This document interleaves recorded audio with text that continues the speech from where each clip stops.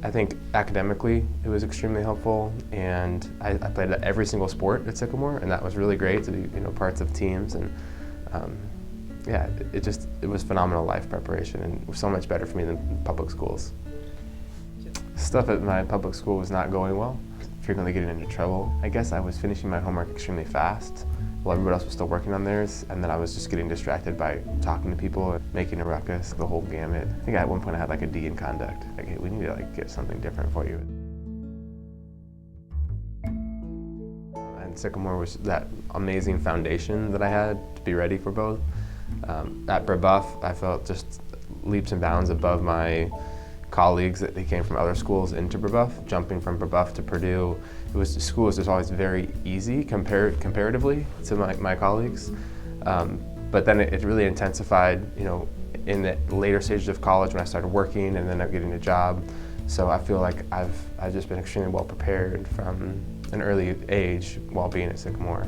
I majored in building construction management, and I also studied business management through the Granite School of Management, and then I also studied entrepreneurship. I pretty much exhausted the gamut of construction, building construction, worked in real estate and electrical contracting and general contracting, and decided that I had experienced enough to know that I wanted to go a different direction, and really at the core, entrepreneurship was my biggest passion. We actually had the opportunity to buy like a dozen conference room chairs from a closing down business. I only needed 2 for my house, but they said they had a dozen for this amazing price I couldn't pass up. So I ended up buying a dozen chairs and then selling them in like a week, the ones I didn't need, and made like $1,000 in a week. I'm like, wow, that's actually like pretty darn good. A little side project income. So I figured, how can we do that on a larger scale at a bigger level? I run 2 companies. One is called BoxFox. It's an online marketplace for surplus retail inventory. It's a way for the small and medium-sized mom and pop retailers of the world to sell the items that they're not selling very well in their stores to another business. And then we also have a online retail company named SupplyKick. And between both BoxFox and SupplyKick, we have 15 employees. And SupplyKick is basically a reseller of other retailers' items. The government of Chile has really created a special program over the last 5 years that allows entrepreneurs around the world to really succeed and accelerate their businesses in the form of this startup accelerator called START-UPCHILE.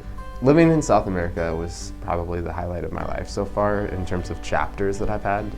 Speaking Spanish on a regular basis, and we were backpacking in Patagonia and waterfalls and glaciers, and it was just amazing. I went down there though really to accelerate the company. Even though it ended up being such a fun, almost vacation-like experience, it was really a chance to focus in on the business.